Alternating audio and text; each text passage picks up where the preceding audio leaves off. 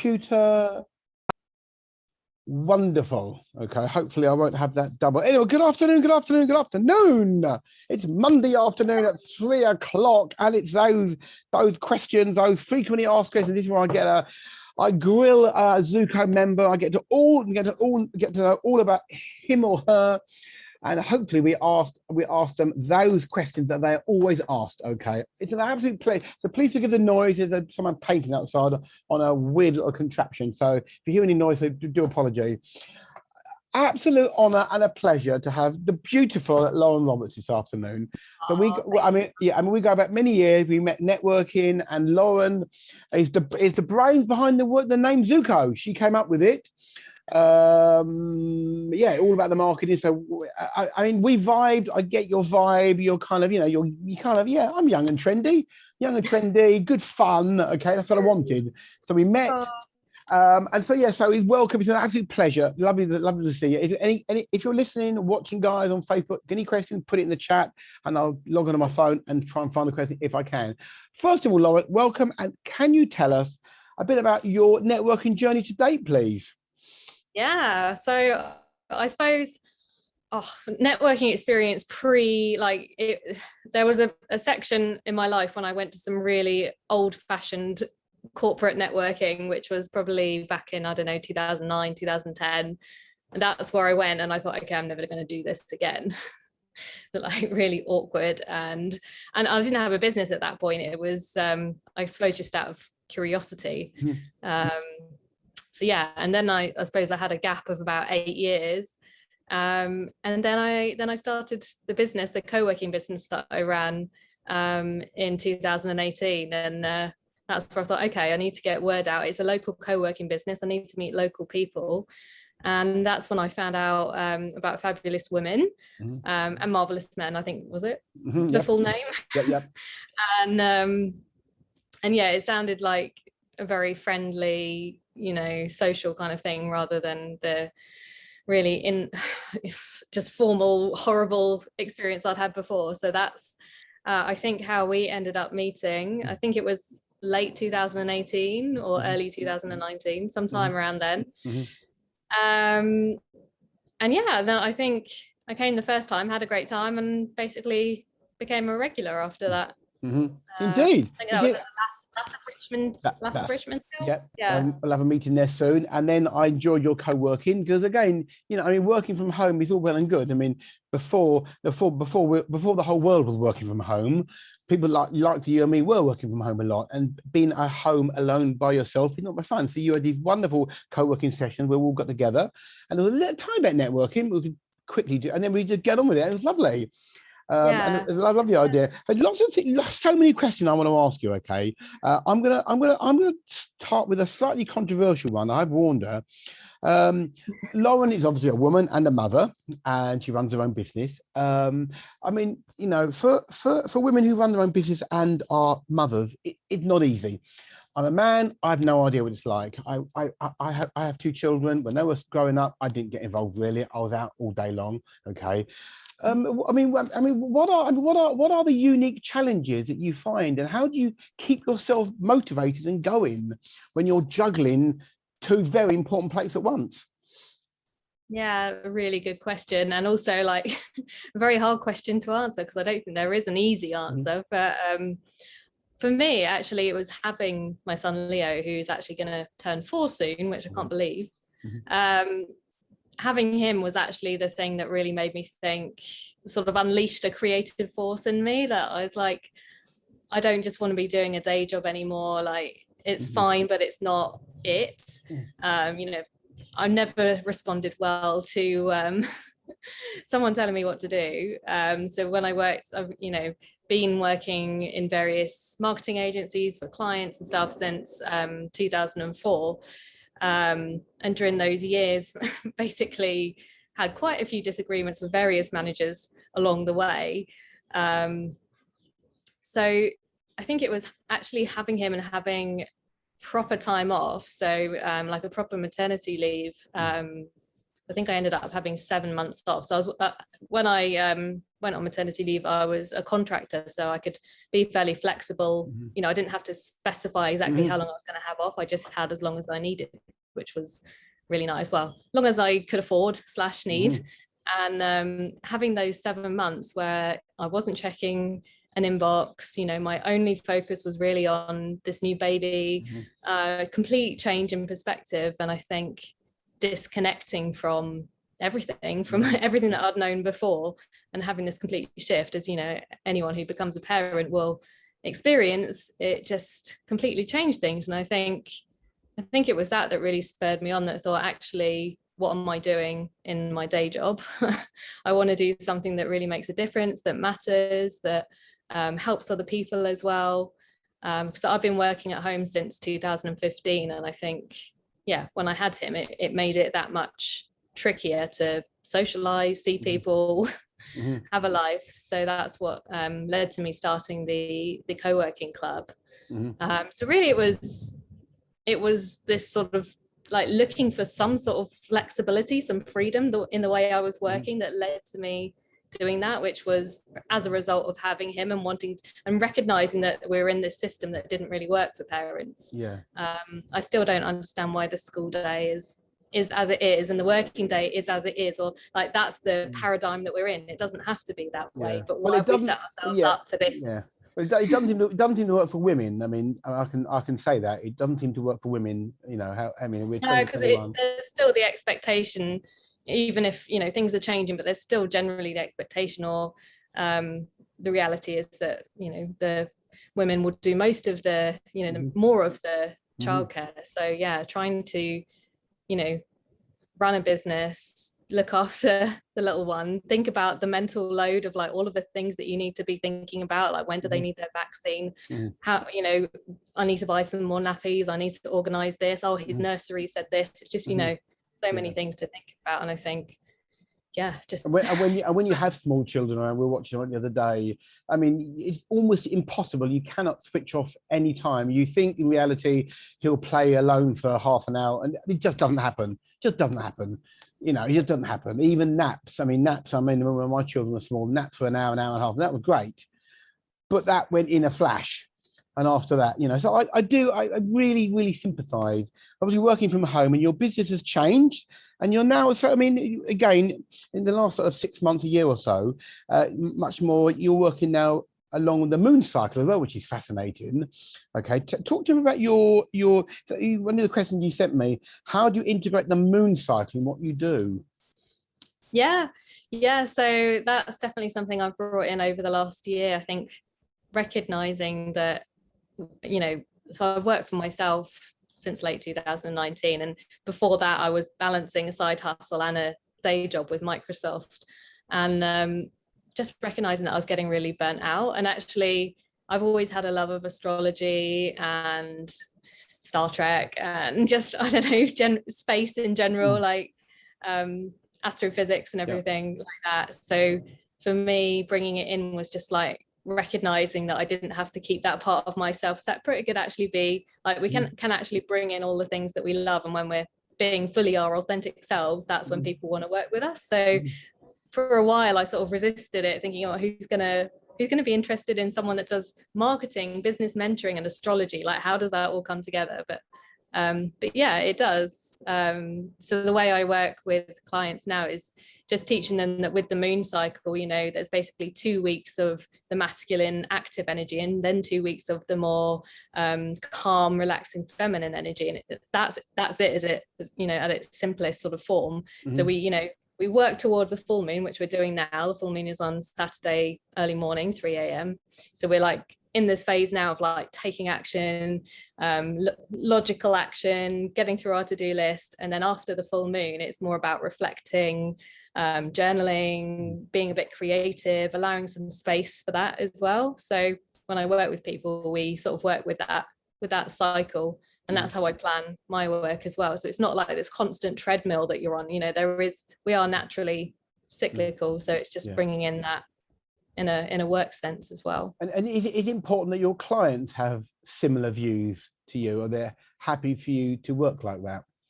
Yeah, well, I think, yeah, if somebody's going to work with me, they probably need to at least be open to the idea of moon cycle and bringing in astrology. You know, I look at, when I work with people one-to-one, I look at their astrological birth chart as well. We look at like, what are their unique gifts? You know, what are the challenges that are coming up? There are points you can look at in the birth chart that look at your life purpose and how you go about achieving that. And that gives loads of insight. And it's amazing as well. You can do like normal psychometric tests, and it's incredible, like the overlap that you can see with those, with the psychometrics and with the astrology. So yeah, that's my thing at the moment. You know, I've got a degree in psychology, so it's kind of going back to my fascination with all of that as well. And so marketing is your business. So you help clients with their marketing. Is this every facet of their marketing to get new clients basically? But is it every facet of marketing, or do you specialize in any kind of particular area of marketing? Yeah, so it's all of the things that I've got the most experience in that I say I specialize in. So like I do mentoring. So it's the mindset, you know, mindset, as Tony Robbins says, is like 95% of what you need. Because if you have the right mindset, you'll always figure out the strategy. The strategy is the thing that comes after the mindset. So I do a lot of mentoring people who are setting up new businesses, or businesses that are having a bit of a relaunch, or in the early days, to walk through how you can be clear on bringing in your core values to what you do. You know, looking at your vision statement, your mission statement, looking at who you want to work with, your ideal client, being clear on the messaging around that. So yeah, a lot of mentoring around that sort of stuff. So like setting the foundations, and then the marketing comes as a result of that, and being really clear on that. If you start with the marketing first without doing that foundational work, it doesn't really work. You can create a pretty Instagram feed, you can create a flashy website, but doesn't actually help if you're not clear on the foundations. No, so. well, I mean, for me, decide to work with you was one of these decisions I ever made. As I said, no, I mean, despite my advanced years, I have a sense of fun about me, and I wanted something that was kind of fun and slightly quirky. And I knew that you wouldn't try and channel me down a kind of corporate road, which I didn't want to go down. And I had one or two silly ideas, and you didn't kill them, but they got killed, and that's fine. And we came up with Zoco, and I love it, absolutely love it. So for me, it was an easy decision. I think I knew that you'd be easy to work with, you'd be fun, and you'd be open. That's important to me. Yeah, I'm glad. Yeah. And the cool thing about Zoco is, like, when you Google it or when you search for an Eventbrite, that is the only thing that comes up. Like, there's nothing else called.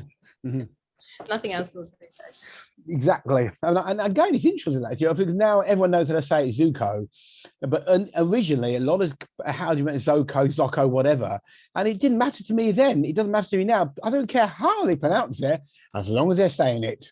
Okay. Exactly. The more people are talking about it, the better. So no, it's brilliant. Okay, got interesting. So obviously, social media. I'm aware that social media has been important to you. You've used social media in a very interesting way over the years. It has been your friend, it's been your foe. You've loved it, you've hated it, you've been very open, you've shared your personal journeys on there, you've shared your personal journeys, your business journeys. Talk to me about social media and what you get out of social media. Yeah, I've definitely had a really love-hate relationship with it. I think, again, going back to being a mum, I think that's when I really got into Instagram, was when I had Leo, and I was just, with my phone scrolling, because what else can you do when you're looking after a baby in the early hours of the morning? And that's, I think, when I got really quite hooked on this sort of influencer, mum influencer. A lot of that was taking off at the time in 2017. And yeah, I think I had a time where it was like a bit of an unhealthy obsession with it, because when your account is growing really quickly, you're getting loads of new followers, loads of new comments. Yeah, it's really, our brains are wired to enjoy that. And when there wasn't a lot else going on for me, like in from a sort of personal achievement point of view, I'm bringing up a baby, but there's I kind of felt like I wanted a bit more than that, so that it was filling that gap for me. But then I think I got to the start of 2019 and was just like, I can't, this isn't healthy, like being obsessed with the number of followers. Like, I got it over 10,000, I got the swipe up, and then there was this realization, like, what was the point of all of that effort to get to get this silly swipe up thing. So that's when I think over the course of 2019 and last year as well, I had several extended breaks from it, just to get, disconnect from it. And it's because it changes the way your brain operates. We get wired to, habits get wired in, don't you? So you pick up your phone, you're looking at social media before you're even consciously aware that you're doing it. So just to break that pattern. So I had several extended breaks, and then I think just looking at, I ran a course called Instagram with Intention. I might run it again, I don't know, but looking at how we can use Instagram with intention. So when we pick it up, we're aware of the number of hours we're spending on it, and we know, when you're running it from a business point of view, you don't want to be spending hours and hours creating content that no one is essentially seeing, when you could be taking that time and writing an email newsletter or updating your website or doing a workshop, whatever it is. I'm just aware that we can spend a lot of time on social media, and it doesn't necessarily pay back at all. And do you remember any particular, I'm just curious, was there a particular parent influencer that you remember at the time? Yeah, I was a big follower of Mother Pucker. Oh, okay. Yeah, and she actually interestingly sort of came out saying that she had postnatal depression the whole time that she's got, I don't know, 180, 200,000 followers or something, saying that the whole time that she had been growing that account and posting, because she does a lot of work around flexible working, which was what really drew me to her, that she actually had postnatal depression, and it was her way of dealing with it. So she's been, she's sort of shared a lot around that as well, which was really inspiring. But I mean, but it's obviously important for a lot of your clients, social media. I mean, and you look at, as you say, look at the client avatar, where their clients are, who their clients are, and you still advise and help your clients with social media a lot, then, do you though? Yeah. So I focus on how we can use it in a way that doesn't burn us out, doesn't make us feel stressed.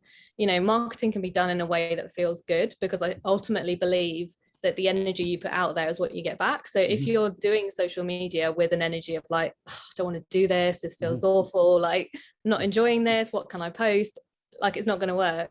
So focus first on feeling good, and then if you're inspired to post, do a post, rather than coming at it the other way around, like I've got to post something, what's it going to be, let's do the post and then I can go and do something I want to do. So it's just flipping it around and approaching it from a different point of view. And if that means you don't post for a few days, then you don't post for a few days.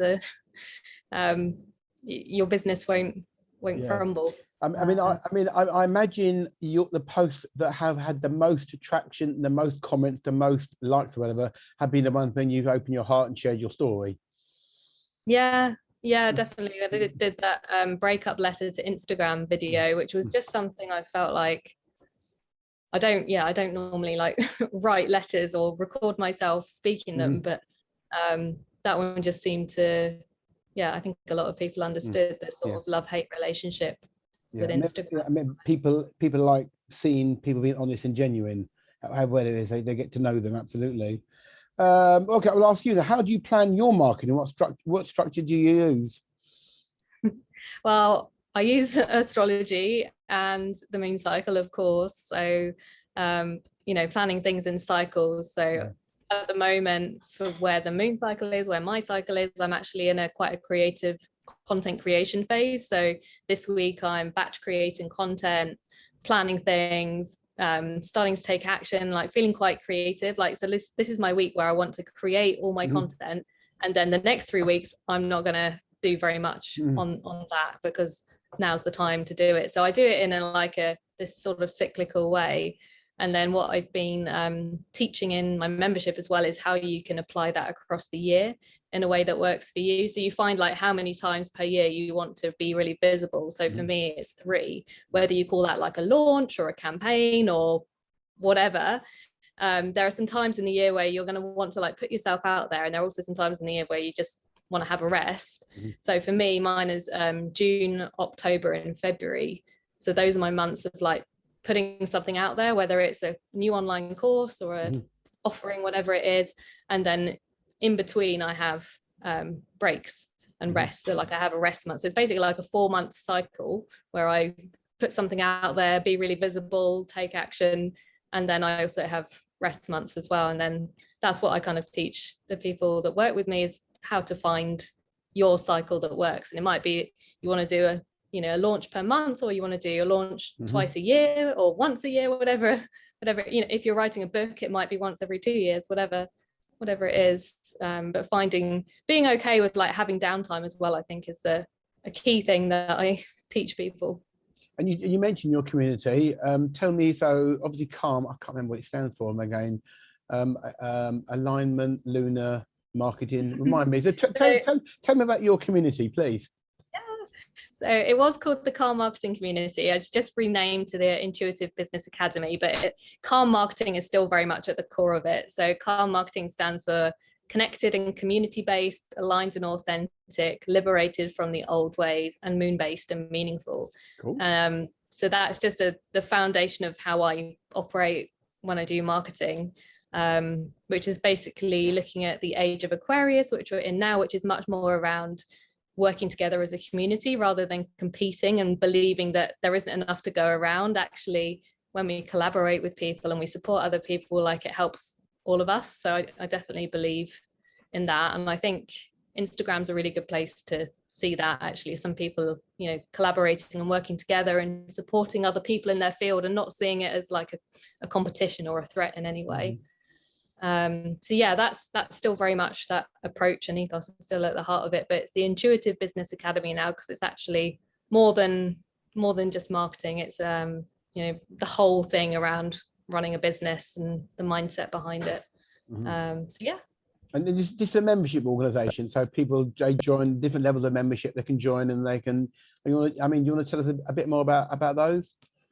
Yeah, so it's a monthly membership. I'm actually just planning to open it up for a few new members over the next few weeks, like a sort of summer enrollment. So I open it up a few times a year, and then you can join. I'm just figuring out exactly what the package is going to be, because I've had some feedback of people that really want to join it and watch back some of the recorded content, but not necessarily join all of the live sessions, because people want time off. But all of the sessions like that we've had over the past few months are all there. So it's like 40 or so sessions. So it's like an online course in itself in Calm Marketing. So yeah, there will be, I'll post it in the group actually when I open it up. But yeah, there'll be some spots opening up in case anyone wants to get involved and learn more about that. And you mentioned Tony Robbins. I think you've seen him twice, haven't you? I think I remember the video.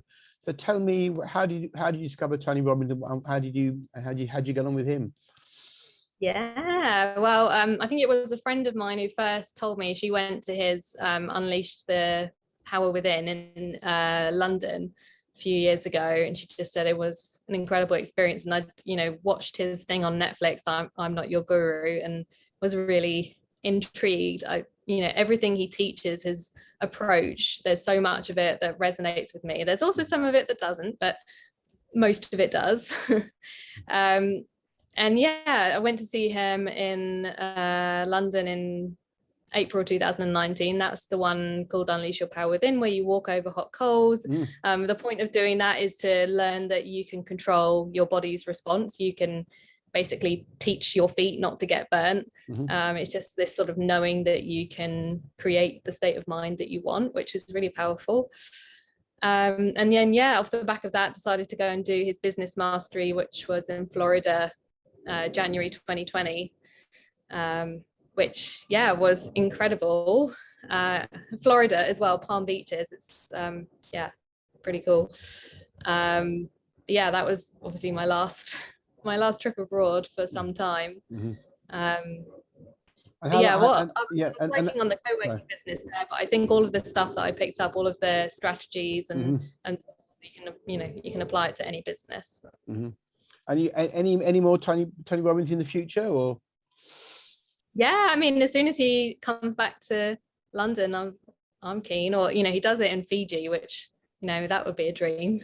Yes. Okay. Yes. Florida, Fiji. It sounds lovely. So, do you have any exciting plans? You're obviously constantly evolving and constantly looking at new things and exploring new things. Do you have some you have some new business ideas for the future? Yeah, well, I'm working on a new project at the moment, which is around helping people quit a day job that they no longer want to be in because they want to set up something much more meaningful to them, or they, feel like they want to change the way things are done in a certain industry, whatever their background is. But yeah, I'm going to be supporting people to take that step. So I'm running a course which is going to be part in person and part online, to take people from having that day job that they really want to get out of, but it's so hard, like setting up something on the side. When do you have time? You need someone to hold you accountable and walk you through the process. So that's what I'm going to be doing. So really excited about that. That's my passion, helping people step into their purpose through the work that they're doing, discovering their why. I mean, obviously you were an employee, so you had that, you were part of that world. You're now you're self-employed. I've only been an employee for 12 weeks in 40 odd years, so and that didn't work out for me. And there's a huge difference, as you say, in that part of your stepping out of your 9 to 5, whatever. You have that mentality, and mindset. You talk about mindset, so presumably the first thing you're going to teach them is to shift from that mindset. Not about 9 to 5. It's a 24/7 hustle, isn't it, basically? Yeah, well, yeah, how can they do it in a way that is sustainable and enjoyable and financially rewarding, So hopefully, by sharing all of the things that I've learned over the last 3 years, I can help them leapfrog, the common mistakes or common issues. But definitely part is mindset, yeah. And have you ever had anyone come to you with a business idea that you just thought, you know what, this is not a good idea, you cannot do that? There are some that I think needed a bit of extra work or a bit of development, but I feel like, nothing happens randomly. Like if you feel drawn to do a certain thing, there's a reason for that. And maybe you haven't quite got the business plan sorted out yet, but there's probably a nugget of an idea in that. And actually taking action on that idea and getting feedback is the most valuable thing you can do. So just taking action. So looking at your potential clients, looking at the people you want to work with, who is your kind of perfect client? Who should be thinking, you know what, I should give Lauren a call and have a chat with her? Yeah, so I work one-to-one with people who are, running businesses typically in wellness. So like coaches or yoga practitioners or holistic wellness, spiritual healers as well. So they tend to be the people I work with one-to-one, because obviously there's, working with moon cycles and being open to, all of that sort of approach. And then with the new offering that I'm doing, it will be obviously people who are in a day job that they no longer want to be in, and they've got a clear idea of what they do want to do, but they don't know how to get there. So with them, and then with the membership, that's for anyone who wants to market their work in a way that feels calmer and get the whole mindset approach, instead of there are so many online courses we can do with all of the strategies or templates or marketing funnels, but actually I cover some of that as well. Like I've done several different trainings around that, but it's all around integrating actually the mindset and the energy behind it as well. So yeah, it's for people who want a more holistic approach to running a business. Okay, now we got here that there's some questions in the group. So so now quick blah blah blah blah blah blah blah blah. It's comments mainly. Okay, lots of comments in the Facebook group. Alex Hughes, flexibility is so important, restricted career, so many blah blah blah blah blah. Yes, about how difficult it is to work alongside children. That's fine. Let's talk about you.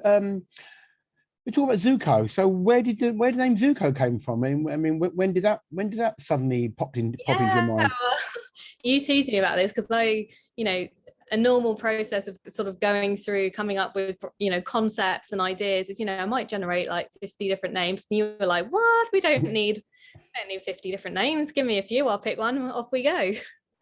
And I think Zoco was one of the in the first 10 that I came up with. And I was just thinking, at the time it was very much Zoom and coffee was like you always wanted it to have an in-person element. Yeah. So the coffee was the in-person element, but it could also be with Zoom, and then obviously Zoom is the online element. But definitely I'm a very I don't operate until I've had coffee in the morning, so it was one that popped into my mind pretty quickly. I had my third coffee of the day. That was probably my last one, I think. Yeah.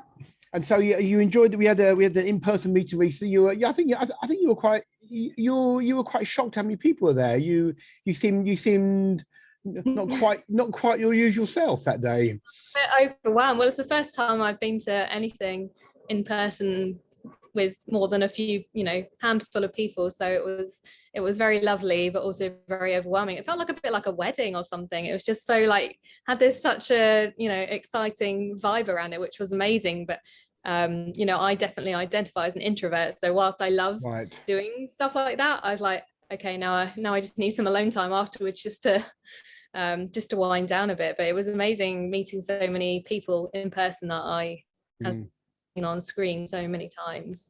Let's end briefly. Okay, so you're working with one of our more interesting characters at the moment, aren't you? You're working very closely with the wonderful Darren Bartlett. Yep. I mean, obviously on camera you never say anything about him, I'm sure, but he's a force of nature, isn't he?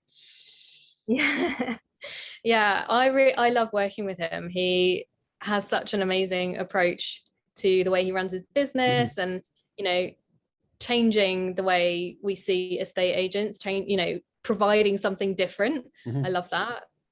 Just doing things in a different way, very community based. Obviously I'm not being able to do in-person events, but there will be, definitely planning some for him that he's going to be running.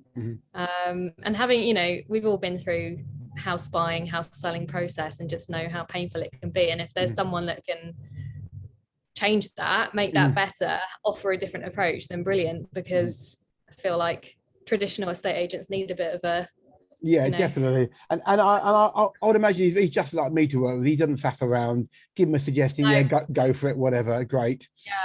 I love that. Yeah, quick feedback, know where I'm at. Brilliant. Love it.